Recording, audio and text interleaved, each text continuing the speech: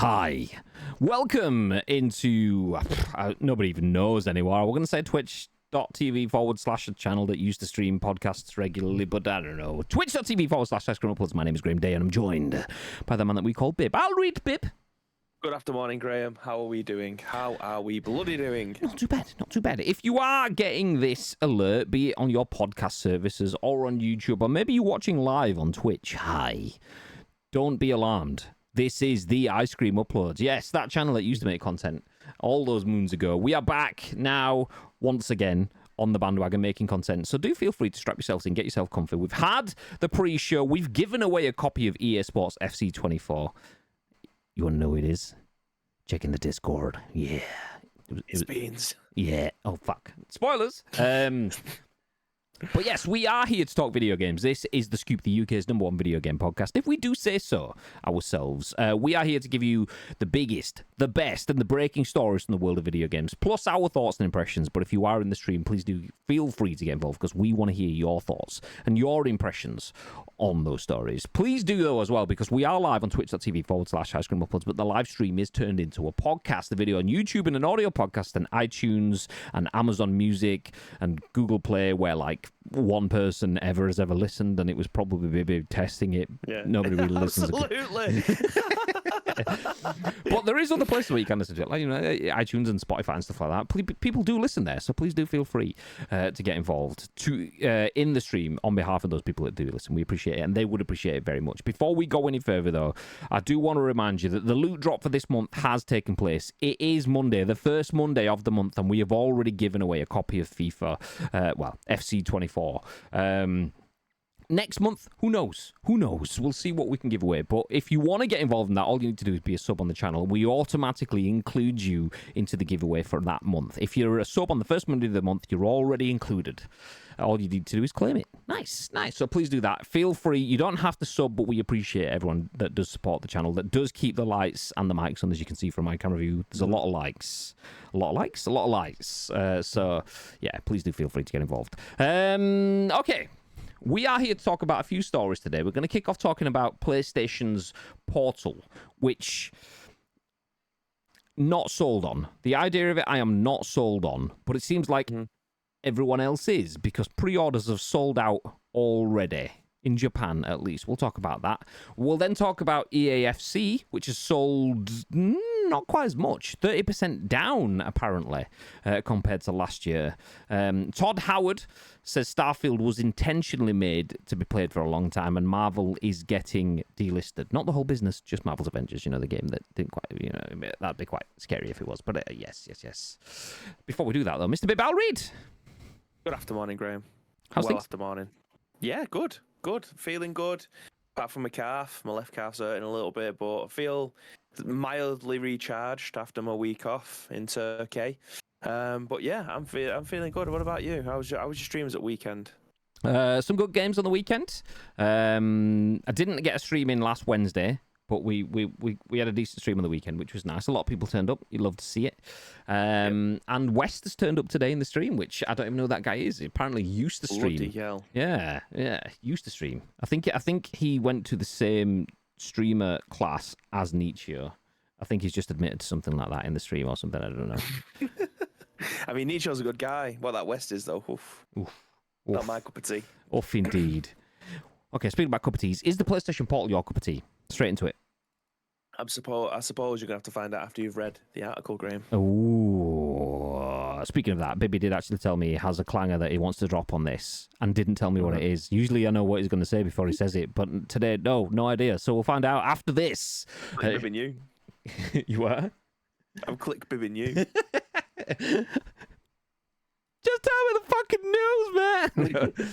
Okay, Shubhankar Parijat at Gaming Bolt says PlayStation Portal pre-orders have sold out in Japan. The remote play handheld device will launch worldwide on November the 15th and will be priced at what a fucking Japan. You've got a lot going for you, but your currency not so much. 29,980 yen.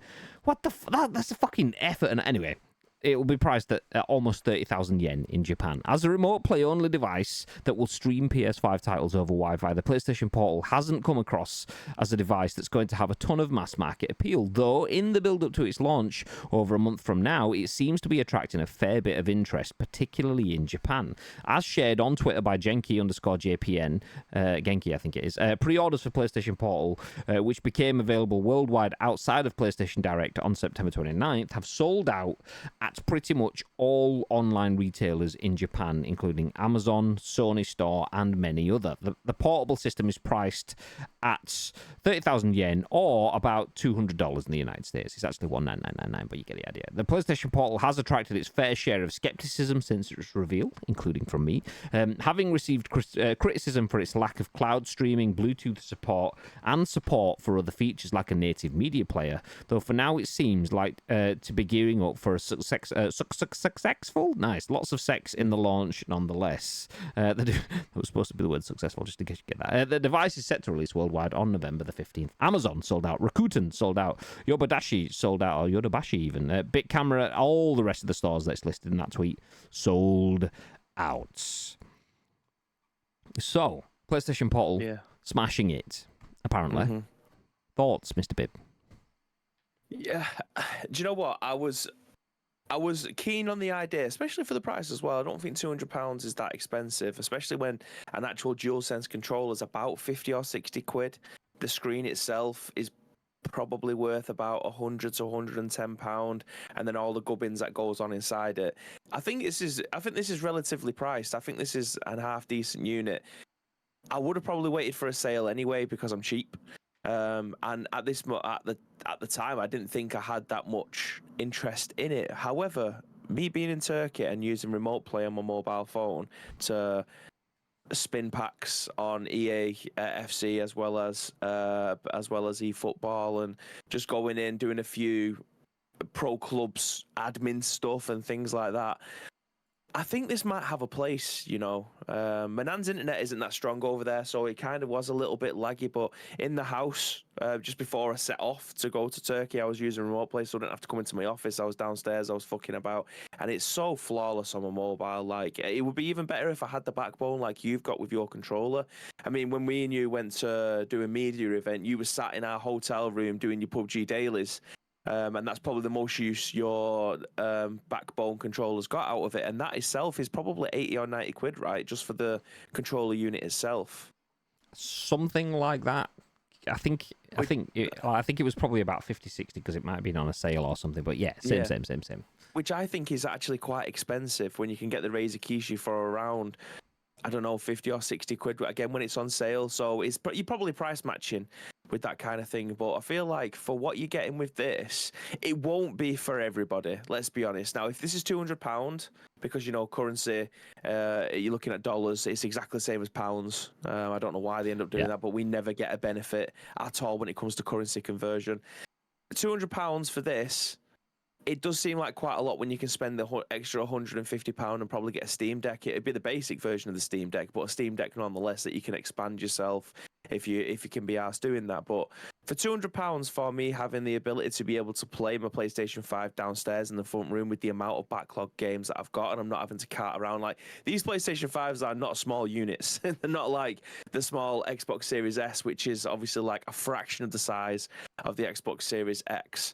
It's so much more portable. You can definitely chuck the S into your bag and not really have to worry. You could probably put 3 S's in your backpack as well as 3 controllers and all the other shit that goes along with it. But PlayStation 5s are not that portable, but having this unit itself for £200, if you've got disposable income and you're happy to be able to, I don't know, play, maybe not online all the time, but if you was to play through single player games and you're good enough in this, I do think this is a worthwhile investment. I'd definitely be interested in trying it out. Maybe it's something that we can, as Jelly Media, be able to dive into, because we have obviously got PlayStation 5s in the office. It might be something that we can test out like we have done with other peripherals. See if it changes our mind. Obviously, me and you are both primarily PlayStation players. We both have Xboxes, but our ecosystem is definitely in the PlayStation realm. I don't think this is a bad product by any means. I think this definitely hits a certain type of person to try and get the most out of it. But for £200, there is it's a lot of kit just for the sake of this. There's definitely worse things out there. There's definitely worse things out there for that price, but for that price point. And if you are going to get, you want to be able to play your PlayStation 5 in your house. I mean, your internet now is infinitely better than what it was 2 weeks ago. I don't want to jinx it by saying that the stream hasn't gone down yet, but you've got the ability to be able to stream now without it being put into 15 parts. So this might be a worthwhile option for you as well, but I know you obviously have got PlayStations around your house as well. So again, it's one of those things. But I'd probably play it more than my Nintendo Switch. Put it that way. I would get more use out of this than I would my Nintendo Switch at this moment in time. Obviously, I'm still playing Temtem and things like that. But if I've got the ability to be able to go through my backlog like Cyberpunk, I've just installed that on this. If you're telling me that I can play this downstairs on a handheld device flawlessly, I'm all in for that. That is a fantastic piece of kit. Yeah, I'm not sold on this. Partially because I have the Backbone for two different reasons. One, so for anyone who doesn't know what the Backbone is, it's basically just a controller that you expand like an accordion, stick your phone in the middle of it, clip it on it, and you can play on your PlayStation remotely using PS Remote Play app on your phone. And I don't have good experiences with that because my internet isn't great, which then comes back to multiple things. Obviously, the fact that there is no cloud streaming, you are always dialing into your home Wi-Fi, into your home console. So I live in an area that's middling. There's people that have significantly better internet connections than me and significantly worse. And for me in the middle, who struggles with it, then I know that there'll be tons of other people that struggle with that. So the Backbone does that already. It's cheaper, and the bit in the middle is a smartphone that is not an entirely massive different device that I can just stick in my pocket, stick my Backbone in the other pocket. This requires a backpack, but it's also 2 to 3 times the price of that. So for £200, there's definitely worse things you can spend it on. I agree with that, but that's a lot of money to not have Bluetooth support. I think I remember that's coming later on or something. I could be wrong. Yeah, I imagine it'll be like the Switch. Like the Switch didn't have it from the get-go. You had to buy a separate peripheral back in the day for you to be able to use Bluetooth headphones with it, which was a pain in the ass. So no Bluetooth yet. No media player, so you can't use it to play media stuff on it. So you think, do you know what? I can't be asked dialing into my PlayStation, but I'm going to stream Netflix on it instead. There's no media functions or anything like that on it, or what we're hearing already. So you've got this huge screen that has internet connectivity, but you can't use it to watch things. So you can only use it for playing on your console, which just seems bizarre. So love the idea of it. I love the idea that I've got a portable device that can unlock my console when I'm at home, when I'm out, when I'm in a hotel, wherever. All I need is a connection. Ideally, it'd be just dialing in from my phone. Job's a good one. But yeah, I've got something cheaper that does that doesn't do it well enough already. So I'd be highly surprised if this does it well enough. So it's £200 that doesn't really give me anything in terms of, if you've got good, better, best, and for anyone that doesn't know what I'm meaning by good, better, best, say you've got 3 different tiers. Something that's good, the Backbone, £60, £70. Better is the PlayStation Portal, £200, and best would be Logitech G Cloud. If we're looking for cloud streaming options, I'd either go low and just give me the access to it, or high and give me the access to it, but give me access to Xbox Game Pass and give me access to all these other different functions like GeForce Now and so on. I'd rather have the Logitech G Cloud and use Ice Cream uploads as code Ice Cream on the Logitech website to save yourself 10% on all purchases. And okay, hashtag ad. That I didn't actually mean. But ad aside, I'd rather have the Logitech G Cloud than the PlayStation Portal, and I'd rather have the Backbone than the PlayStation Portal. And the main reason for that is a lot of people say it's ugly as feck. I mean, it's not the most prettiest thing. I'll bring it back on screen. It's okay. It's a controller with an iPad in the middle, weirdly just pushed in. It's not offensive. It's odd, but not entirely odd. The issue for me, though, is just it's a lot of money for something that doesn't really do anything. If it had internal storage that you could like fully use by downloading games onto it, or if it had like internal storage that you could use for putting movies and other media bits on it, then yeah, okay, fair dues. But yeah, for me off the bat, I would rather go cheaper or more expensive and get a bit more for my buck. I'd if it was a case of choosing for 200 quid on this, or 300 quid on the G Cloud, or 500 quid on the Steam Deck, I'd go for either of those before this. And this is someone that is firmly in the PlayStation ecosystem as well. So it's not even like I'm an export that's going at it. It just doesn't do enough for me. Yeah, I see. I'd probably, despite us being sponsored by Logitech, I would probably have that as my third choice. I think Steam Deck would still comfortably sit at number 1, and then PlayStation Portal being number 2. I mean, the value for money, £330 for a Logitech G Cloud device for another streaming device that you can't play your PlayStation on, as far as I'm aware. I can't remember. I assumed you could, I'm but sure I could it's be just. wrong. I'm sure it's just Nvidia GeForce Cloud, And, GeForce Now, and Game Pass. and Game Pass, which unbelievable. Do you know what I mean? Being able to play your Steam games as well as the entire Game Pass catalog. That's fantastic. If you've got games on there ready to play, but my ecosystem on PlayStation is just so heavily weighted on that side. Unless I'm wanting to play Starfield. Over on the Game Pass, or any other game like Payday 3 that's obviously just come out onto Game Pass as well.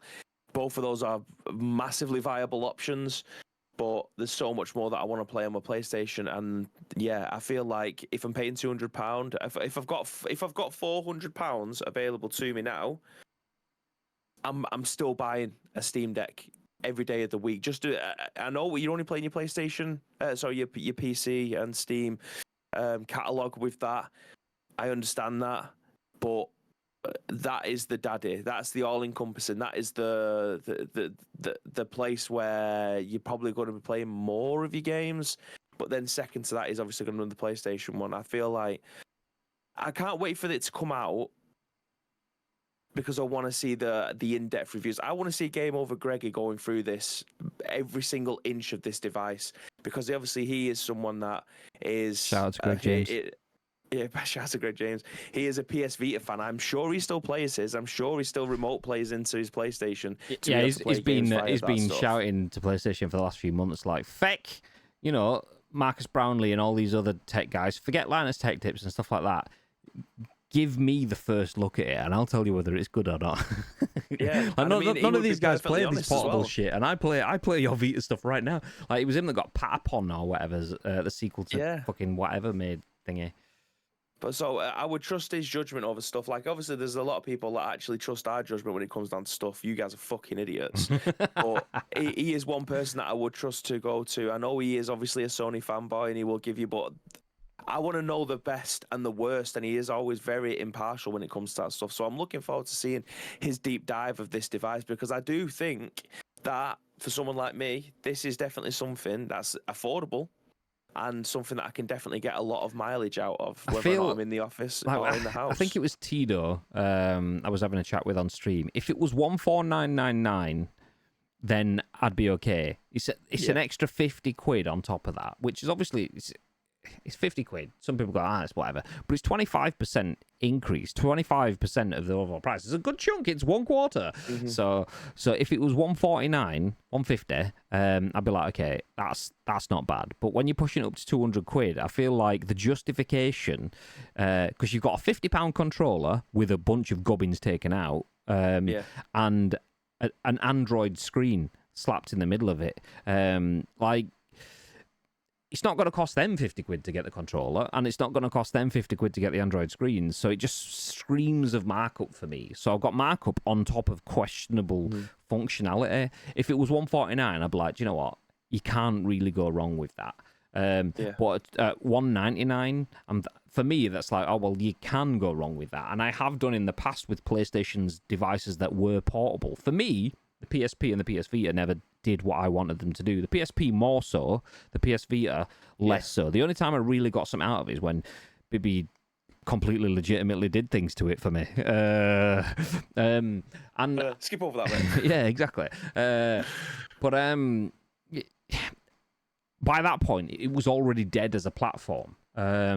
So I'm not convinced on PlayStation's track record. So for me, if I was looking at something, if you can give me anything, same as Bibes, Steam Deck, natural. It's its own console. It's a PC in your hands. That kind of goes with it. But for something that gives you that remote tie-in only, if you weren't given 500 quid, but you were given a limit of 330 quid, what would you buy? I don't think I'd go for this. And honestly, out of the three, until I with my internet, I don't think I'd comfortably try anything that was cloud gaming based at all. So for me, I would go down to, okay, well, you've got 330 quid. Let's buy the backbone for 60, 70 quid. Stick that on my phone, because that way I've got cloud gaming apps. I've got remote play apps. And even though I've got a PlayStation 1 controller of Backbone 1, I can still use it on Xbox games. It's the same. And that way I've got 200 odd quid left, and I'll buy myself an Xbox Series X, like someone else said in the chat as well. So I'll get a console and a thingy. So yeah, you want gaming on the go? Just stick a Series S in the fucking bag and take it with you. They're small enough. Let's go. So well, it comes out on the 15th of November anyway, so we aren't a million miles away from that. I am super looking forward to seeing what this device can do, because I know there's a lot of questions, including from me, that need to be answered regarding this platform. So I'm looking forward to seeing what everybody else has to say about this, because I don't think it's going to change the way that we play video games. I don't think it's in that category at all. Not like the Steam Deck, not like the Nintendo Switch. Those two are, for me, the top tier handheld devices that are out there now. I love the thought of a Logitech G Cloud, but for that price, for £330 straight off of the bat, am I going to get my value for money out of it? Probably, especially if they give it us for free. But in terms of, like you say, if you had 350 quid and you got a choice between them, I'm choosing the Steam Deck every single day. But this does give me the impression that I'd probably be super interested in picking this up as well. I'd be interested in trying it, and I'd like the idea of it if it worked. But I know from using the PlayStation Remote Play functions on any device I've used it on, for me and my internet, it's just not strong enough. It's laggy, and it'll be fine, and then it won't be, and then it will be, and then it won't be. And you can't play any game like that requires any form of reactions. So if you're playing Football Manager, jobs are good. And you play any form of shooter, I mean, you should know you're going in to be shit on. But if you go in and you're not even shit on, you just shit. So it does say on the specs on the website that for the best experience, your home Wi-Fi has to be 15 megabytes per second, which mine's 300, so I'm absolutely fine. But I know there is obviously a lot of houses up and down the country, including I call bullshit. Days. I call bullshit. My internet is 90 meg, but I get about 65 solid. It's about 75 usually, but 65 solid. And 65 is enough for most things. I can stream, which we are doing now, whilst also being on the phone to Bibi with a call and playing on my console at the same time, but I can't dial into it. So for something in their net code just does not work properly for me in my house infrastructure. And I'd love you to test it tomorrow, actually, when you go to the office with your backbone, just to see, since you've had that new mesh stuff put into your house, to see whether or not it's a hell of a lot more stable, because obviously yours suffered from mini Wi-Fi dropouts. So I'd love to see whether or not your new stuff has, because it has now. Like, we've been able to stream this entire thing without having to put it together. We've managed to stream 2 episodes of The Scoop beforehand with your new stuff put in, as well as you on Saturday, which all didn't suffer from it being dropped out, which would have been a minor miracle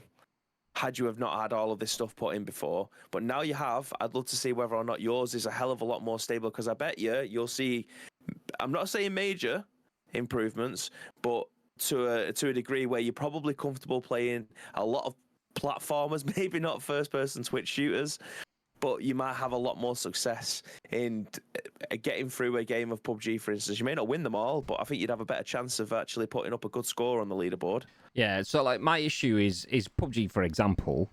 It's not that I get into a shootout and I'll lose in the shootout. It's the fact that I'll be running down the road and I'll turn, but then it won't turn, and then I'll have already turned and I'll be a million miles elsewhere. It's full network like skips rather than just being not as quite reactive as you want to be kind of thing. So so yeah, potentially. I mean, if that is the case, and say I suddenly can play things like that, then drop 50 quid off the price and you have my attention. At 200 quid, it just feels like you've just put that little bit extra on the top for the sake of it. For the boys. We'll stick an extra 50 quid on for the boys.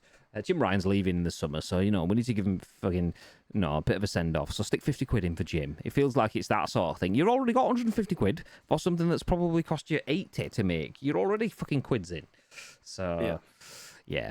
I mean, I hope it's a success, and I hope it changes the portable gaming landscape, because we've got the Steam Deck, we've got the Switch, multiple different portable devices, as well as these new cloud devices. I hope this makes it something that is more seriously considered by the first-party brands. PlayStation has done portable stuff and not really done it well. Xbox hasn't, beyond like Xbox Glass, which was a fucking app for the iPad kind of thing, and they've not really done proper portable. They now are available on portable devices, but they don't have one themselves. So hopefully this is good. It's better than I expect.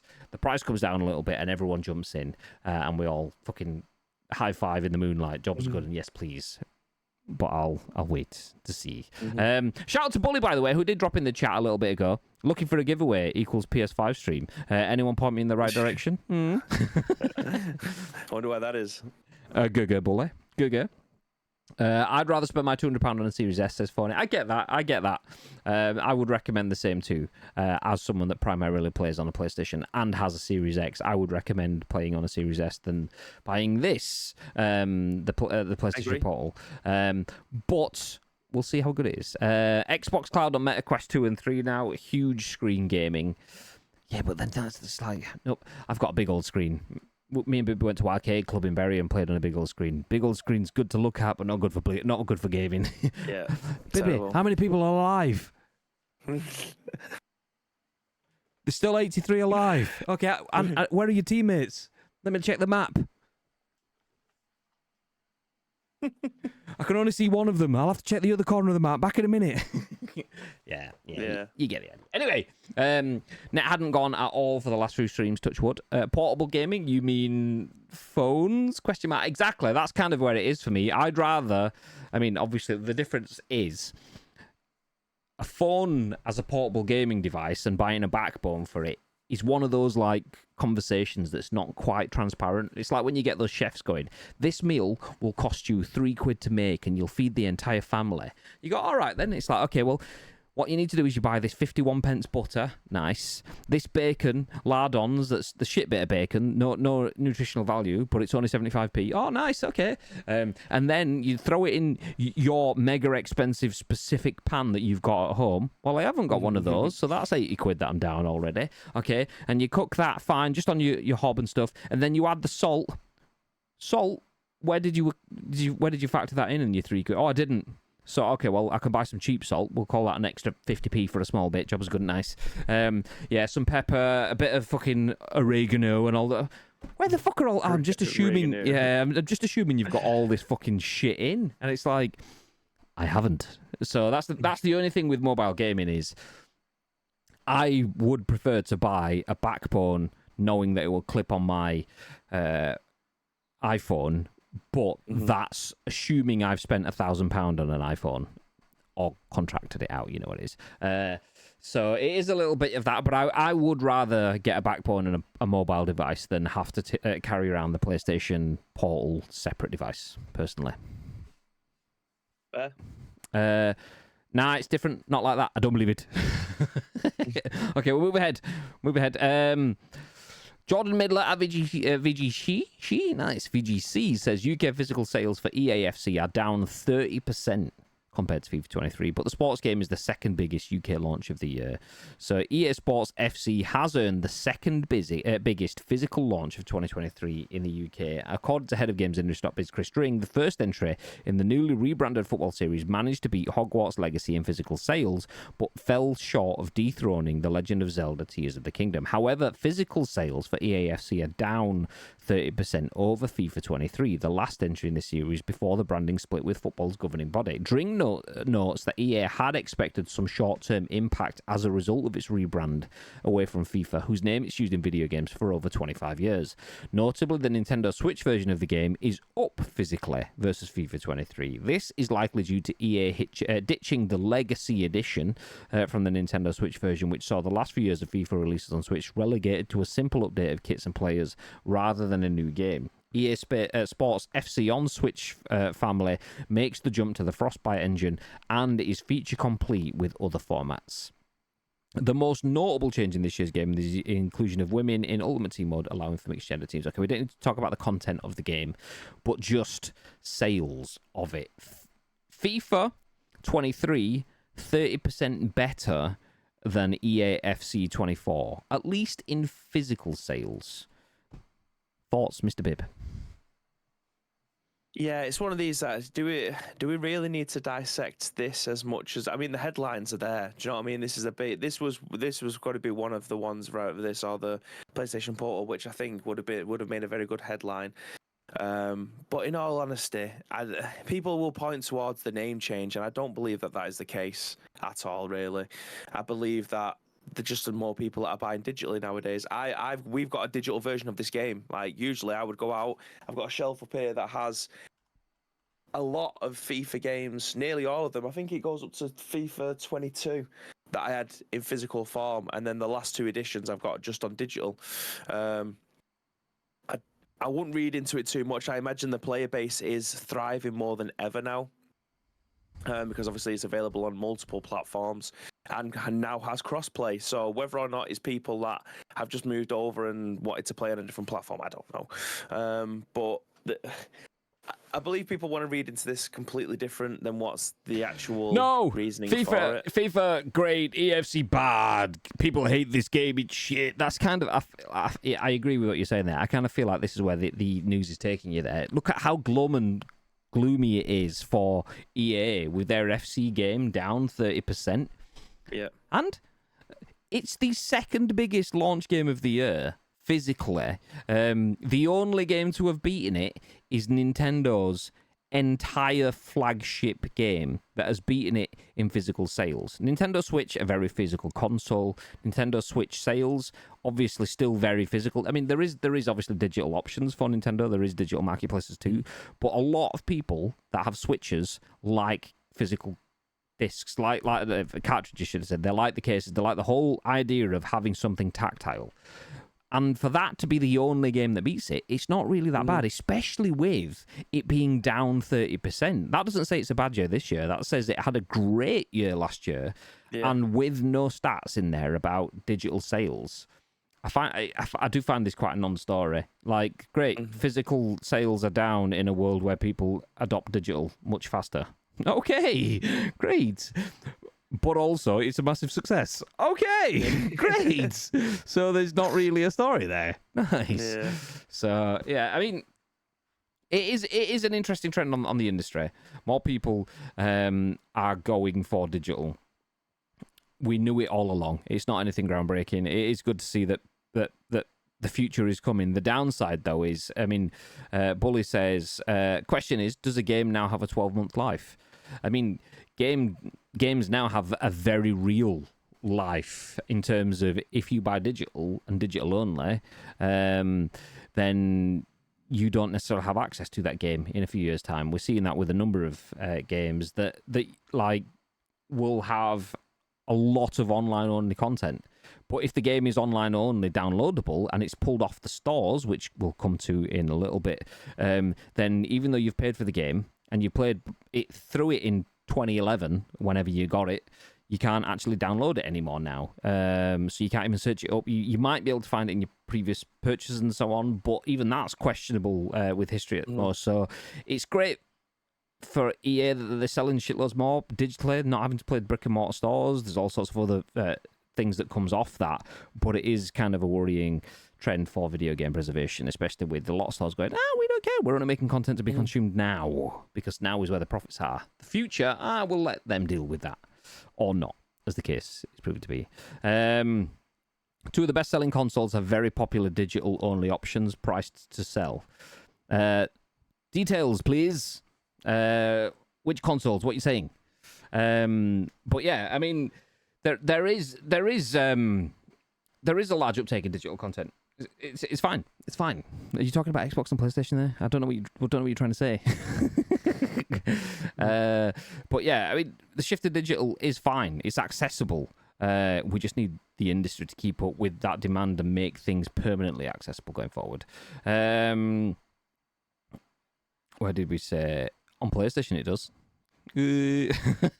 Can't justify buying a game every year unless they change it and make it noticeable difference. I'm waiting to buy the year after. Everyone of my mates can't afford it and leave them playing last year's. I mean, that's the thing, though. I mean, it depends on what you play. I know a lot of people that will buy FIFA every year or FC every year now, but won't buy a bunch of other games because that is their social. Their social exchange. It's like a lot of people go to the pub. You go to the pub for a couple of nights with your mates, just having a few drinks, and you suddenly will find yourself up to 70 quid spent there. And that's taking it slow, not even going out on the lash, because you do that in one fucking night, fucking 20 minutes with babe, fucking shots galore. Mr. Lambo's over there. God. So Baby Guinness is all around, baby. Fucking love it. So, yeah. Complete tangent. I can't remember where we're going though. Microsoft and Sony are laying the path for digital only. It's no surprise. I get you. Yeah, okay. I thought you were contrasting. I get what you were saying there. You were agreeing. It is a non-story. Physical sales are down in a digital world. Imagine that. A world where it's cheaper to get it sent to you directly from Amazon as just a code than it is to get Amazon to send it to you, and it's even easier but more expensive to get it directly from PlayStation or Xbox themselves. Physical sales have gone down, have they? Imagine my surprise. Yeah. I mean, you don't see Betamax in stores. Still got a few HD DVDs. Too many Ds. I think I'll pass. You can keep those. Thank you very much. I appreciate the offer. Moving ahead, though. From PlayStation to the egg box. Todd Howard says Starfield was intentionally made to be played for a long time. This is written by Jordan Midler at VGC. He said, the tagline says, Howard said he learned from the fans' reaction to Fallout and Skyrim. Starfield director Todd Howard said that Starfield was intentionally made to be played for a long time. Speaking in Game Maker's Notebook interview with Insomniac Games CEO Ted Price, he discussed the scale of modern games and explored his intentions for the lifespan of Starfield. Quote, this is a game that's intentionally made to be played for a long time. One of the things we've learned from our previous games, like Skyrim, you might have heard that, babe. You might have heard it, yeah. Just pretend you did, it's fine. Like Fallout, is that people want to play them for a very long time, said Howard. How do we build it such that it is allowing that in a way that feels natural? And if people have played the game and finished the main quest, you can see that.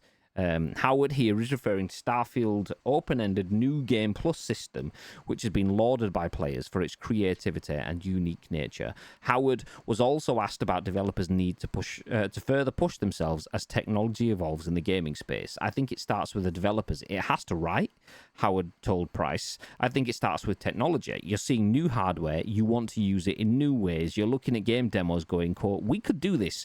We could present it in this way. End quote. The scale of game, mid quote. He's still quoting him. He was quoting someone else. It was a quote within a quote. Anyway, the scale of games. I think I'd have to go back and look how big were things before. The only thing I have noticed is that because more games are played for a long time, they're live games. The ability to update them over time creates games that people are playing right now that have been around for a long time, gotten years of updates, and that creates an expectation. End quote. Starfield was released on September 6th, but players pre-ordered it. Blah, blah, blah, blah. It's out now, and it's the fifth fastest-selling game across Europe. But it was intentionally made to be played for a long period of time. Smart decision. Do you like that? Would you rather have something more bite-sized? What are your thoughts, Mr. Bibb? Yeah, I mean, for Bethesda games, have obviously been notoriously long anyway. It's not just a case of you're doing the main storyline, 30, 40 hours, and then you've got a load of side quests that'll take you up to, I don't know, 80, 100 hours or whatever. These are games that will either get DLC to go along onto it, or the people will literally just scour the entire country, town, city, settlement, whatever, just to find NPCs that might give them something else. Like you could play Skyrim for 200 hours, and I don't think you could complete it. Like, there's just so much to do. You might be able to get a platinum trophy or whatever, but there will always be something to do, and that's the beauty of Bethesda games. And I still think they are undefeated, and I am a Bethesda fanboy, by the way. I think they are undefeated when it comes to creating storylines, creating a world, creating a narrative, an experience to be able to get lost in. And regardless of what review bombing is currently happening with Starfield, is it getting review bombed? Yeah, big time. It's now the lowest rated Bethesda game out there. Well, it was over the weekend. And it was the highest as well when it started. What the fuck? People are buying it on Steam, posting their review of it, and then refunding it. Yeah, just so they can write the review on it. So currently, I think the user score is the worst of all of the Bethesda games, which is, again, it's just pathetic, innit? Let's be honest. I imagine it's people who are playing on PlayStation that haven't had the opportunity to be able to play it because it's an Xbox exclusive, or you can play it on your PC or whatever. It's under the Microsoft umbrella. But these are experiences that people will be playing in 4 or 5 years' time, and it wouldn't surprise me if it was 8 or 9. Do you know what I mean? Like, people are still playing, myself included, are still playing a game that's 11 years old in Skyrim, and we are still eating out here. We are still cooking on that game. So I fully agree. They are in it for the long haul in terms of what this game can be capable of, whether or not, again, that is just DLC or people just exploring every single inch of the galaxy over in Starfield. Big fan. More power to them. Big fan.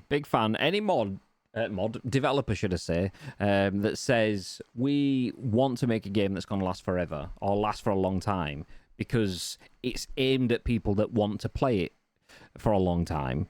Well, you understand your audience, you understand what they want, and you understand that you are making something that they would like to consume and are actively consuming, and you're trying to feed into that.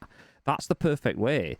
Because the next story is Marvel's Avengers, which was the exact opposite. They wanted a game that they wanted people to spend a lot of time and or money in, which was a bit different because they didn't do anything that justified that. These are looking, we want to make a game that people will play for a long time. That's what everyone wants. The most valuable commodity that a customer can give you is their time.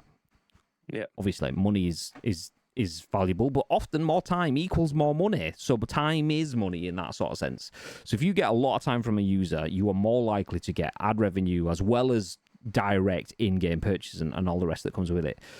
So making a game that satisfies the user and gives them more time is just, it's the smartest way to do business for me in terms of the content. You build it and they will come. You make something great, you will get the people in there, they will pay and they will play, and everyone feeds. We all eat in this table. Nice. So I can't criticize it for that. That works for me. The fact that they're building a new game plus system that is open-ended and allows the user to continue going. So you get your narrative and then you can live it out forever. Fucking beautiful. Too many, like I said, too many out there. And this is where we'll jump into Marvel's Avengers. Will build you a story that finishes and doesn't give you an end game. Fucking so GG's. I mean, I didn't know that they were getting review bombed. It's shit that if they are getting review bombed, because it shows you how fickle and how mean some people can be. This was the best Bethesda game the world has ever seen 5 minutes ago, and less than a month later, or a month to the day yesterday, it's the worst game in the world. Like, what the fuck? Just get some perspective, people. Mate. Okay, jumping into our final story then, which is kind of relative. This is written by Ravi Sinha at Gaming Bolt. Marvel's Avengers is getting delisted today. The widely criticised live service, and there we go, live service. So they weren't building a game that could last forever. They were building a game that they could keep you hooked on to their live service so that you had to wait for the next bit of content. So the widely criticised live service title will no longer be available on digital storefronts after today on consoles and PC. This is 2 days ago, so if you want to play it, tough today. Marvel's Avengers, the ill-fated live service action-adventure title from Crystal Dynamics and Eidos Montreal, is getting delisted today. Players can pick it up on digital storefronts before it's gone, with the definitive edition currently discounted by 90% on Steam. Released in September 2020 for PS4, Xbox One and PC, before coming to Xbox Series X and S and PS5 in March 2021, Marvel's Avengers faced scrutiny for its combat, numerous bugs, poor design choices, monetization, and more. All of it, basically. It would receive free updates, including new heroes like Hawkeye and Black Panther, but failed to make an impact. Such was its poor performance that it and Marvel's Guardians of the Galaxy reportedly resulted in $200 million losses for Square Enix in 2 years. The latter would sell Crystal Dynamics and Eidos Montreal to the Embrace Group, with the end of support announced shortly after. You can check out the reviews there, but this is what you get. I mean, I'm not against live service. Obviously, you can tell I play PUBG, a live service game. I will play Fortnite and I will play Call of Duty, live service games. But live service, when live service is meant to be there, is a wonderful thing. Games that just go out and go, oh, people like all open world exploration. Imagine if we forced them to pay for some form of pass, which will give them the only content that is available in that live world. So if I have to pay for access to it, it's not a live world then. It's a live world on stasis until I have to pay for the content. And that's not what Skyrim is. That's not what Fallout is. And that's not what Starfield is. So, yeah, Starfield getting shit for what seems to be good. Yeah. But anyway, Marvel's Avengers getting delisted. Thoughts, Mr. Pip? Yeah, it's a shame because it had potential. The Guardians of the Galaxy game not doing. I mean, commercially, it did fantastically in terms of user reviews and stuff like that. Apparently, it is. Well, I've played it. I haven't finished it, but I've played it. I thoroughly enjoyed my time with it. Unbelievable game. But that is a head turner in terms of what you would expect from a game that's got a movie tie-in. Nothing to do with the films whatsoever. It's a completely different story. The way that the characters look are obviously completely different from what they're portrayed as, like Chris Pratt and all the rest of the guys, Dave Bautista. All of these guys don't look anything like it within the game. They look more like their comic book characters, which is fine for a lot of people, but whether or not you could get your entire money's worth out of it, I don't know. The game was, I bought it on sale, I think, at Tesco for like £15 3 months after it came out because they was doing a promotion on it or whatever. It was stupidly cheap. So obviously they didn't manage to make as much money as they thought of it. But yeah, Marvel's Avengers is a crying shame because I had all the hallmarks of this being the Funko Pop of video games, obviously alongside Fortnite, but it could just be an ever-evolving sequence of IPs being in this game, but it kind of fell at the first hurdle. Unfortunate, but it did. It did. Shout out to Gaming Nacho, by the way, who's just dropped in with a big old raid. Anyone dropping in from Gaming Nacho stream? Hey, how you doing? We are just about to wrap up the scoop. This is our video game podcast. We're talking about Marvel's Avengers getting delisted today. You might have seen Guardians of the Galaxy on screen, because that's mentioned within the article. If you're thinking, why does it say Avengers, but it's showing Guardians of the Galaxy? Because we're talking about Square Enix made both games, and both were kind of panned a little bit, but Guardians was panned unfairly because anyone I know that's played through that game said it's a great game. And I know it was free. I don't know if it still is free, but it was free on Game Pass as well, Guardians of the Galaxy. So I have it installed on my dashboard, but I've never fired it up. One day. Avengers disassemble. Lol. Banter. Nacho, thank you for the raid. I appreciate that very much. Pout dropping in, looking nice and bronzed, baby. Yeah, right. I mean, to be fair, I've not done bad. I have not done bad, but still, I'm definitely not tanned. It's just one giant freckle. That's all joined up together. Leroy Jenkins, welcome in, dude. How do I say that? Ruger. Hi, how you doing, mate? Let's go, Jets. Krusty, welcome in, dude. So yeah, Marvel's Avengers is getting delisted today. It was actually 2 days ago. This is a story over the weekend, but it is a genuine shame to see the like. I know there's stories like Anthem and Cyberpunk and fumbling the bag, dropping the ball, whatever phrase you want to call it, not sticking the landing, and then you get some. What's the word? Redemption stories that never, ever, ever came with Marvel's Avengers. And it's frustrating because Marvel's Avengers came out in 2020, I think it was. So we got to first see it at about 2017. And at that point, 2017, a long time ago, fuck me, like there was all of the Avengers hype kind of stuff going on. Fucking the film's phenomenal. They'd set up your last 15 years almost of film viewership going to the cinemas and so on. So getting an Avengers game, hype.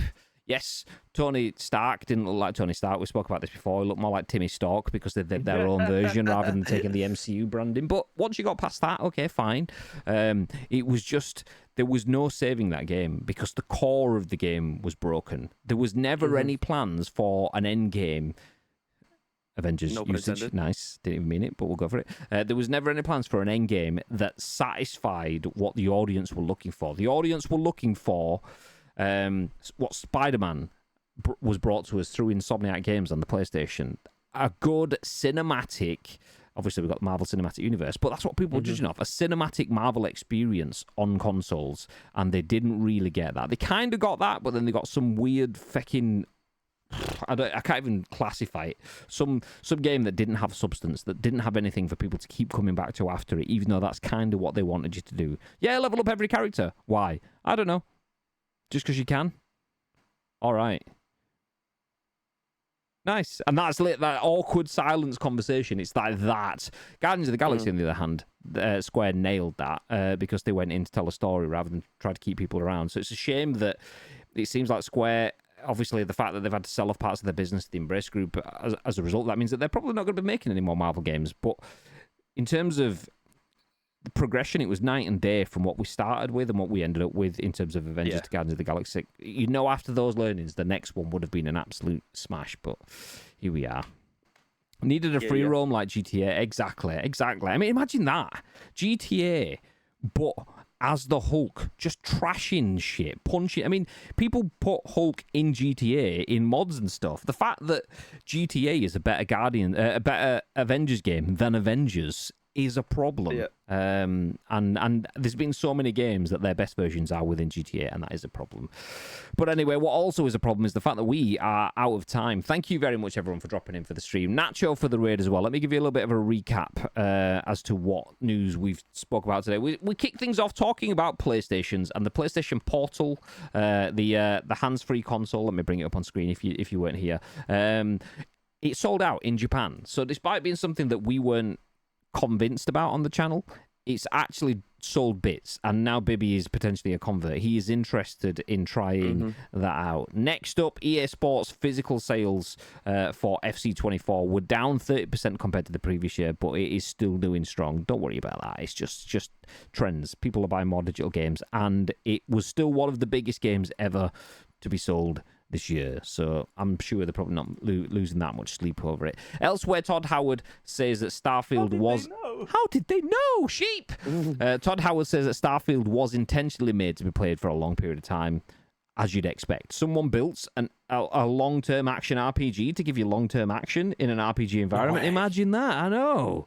But that wasn't something that Square Enix considered, and Crystal Dynamics, when it came to Avengers, as that's been delisted today, which was the story that you dropped in on today. Marvel's Avengers is getting delisted. Unfortunate, but that's just the way the cookie crumbles. Nice, whatever, one of those ones. Nice. Hey, but we are done. Thank you for joining us today. We should hopefully be back.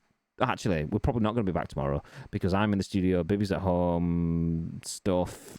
Yeah, maybe not tomorrow, but we'll be back on Wednesday with a scoop, as well as some PUBG action. So please do feel free, if you haven't already, to drop a follow on the channel. Congratulations to Mr. Booley Buster, who pre-show bagged himself a copy of FC24, a digital one, because we're accounting for the 30% drop in physical sales, because that's what we do. Or a hat.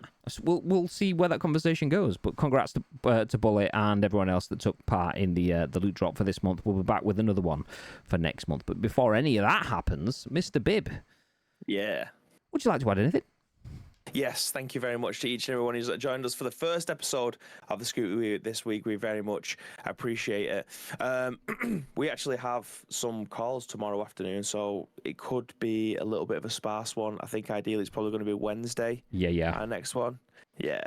Well, just say for Wednesday then. I said that a second ago when I was like, Bibby's in the studio and I'm in, Bibby's at home and I'm in the studio, so we'll probably see you on Wednesday. But yes. Oh, I missed that last bit. I missed that last bit entirely. But anyway, yeah. If you want to help shape that show on Wednesday, there's two ways you can do so. First of all, find us on social media. It's at Ice Cream Models across all major social media platforms. So alternatively, get involved with our Discord. If you're watching this on any of our on-demand services, go into the description below. All the links that you require will be listed there for you, but all we need from you is a URL plus your thoughts and opinions. We'll then give you our thoughts and opinions on the very next show, which will be at what time on Wednesday, Mr. Graham Day? 10 a.m. Bish. 10 a.m. bish. Yeah, we'll be back at 10 a.m. ish. Nacho's games were good fun, it as he left you hanging. Did he? Did he? Lol. It just disappeared. Wow. He asked him out and he just mugged him right off. Colonel, thank you for dropping in. Sheep, I appreciate you dropping in too. Anyone else that may have dropped in today, thank you very much for that. We are going to disappear. Quick look, and I see Fixer's playing FC24. There we go. Yeah. So we'll drop it. It was on the front page early this morning. Was there? Ah, nice. Love to see good people getting good stuff. Okay, we're going to drop in on Fixer. MC Fixer, friend of the channel. He's playing some EAFC 24. You may be more aware of him from playing GTA RP. He does a lot of RP stuff with his character called Fixer, surprisingly. And he makes music, which you probably heard across multiple streams. If you don't even know it, if you watch GTA RP stuff, the top level stuff, his music will have been not just in his own streams, but everyone else, because he's featured on the radio stations and stuff in there. Anyway, please do feel free to drop in, say hi to Fixer, have a little bit of a chat, enjoy some FC24. For us, though, we are going to disappear. We'll be back probably Wednesday. So until then, look after yourselves and stay frosty. Stay frosty.